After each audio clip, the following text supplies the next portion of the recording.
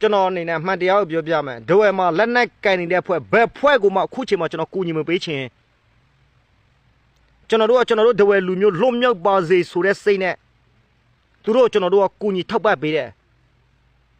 နော်သူတို့ကခုချိန်ဒီသူတလူငါတမင်းစုစည်းမှုမရှိသေးဘူး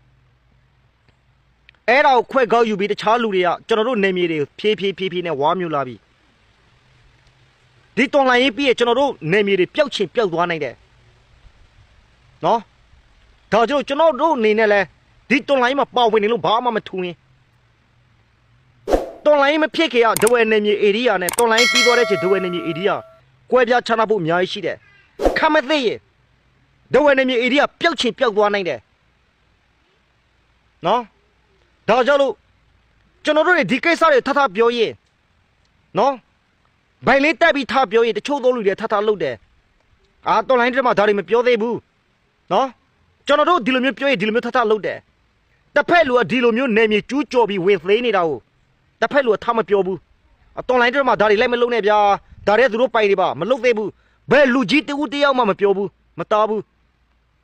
ဒါကြောင့်လို့ဒီတော်လိုင်းမှာဒဝဲမှာရှိတဲ့လက်နက်ကဲပဲဘယ်ဖွဲ့ကိုမှကူညီလည်းမပေးချင်နော်စိတ်လည်းကိုလာတယ်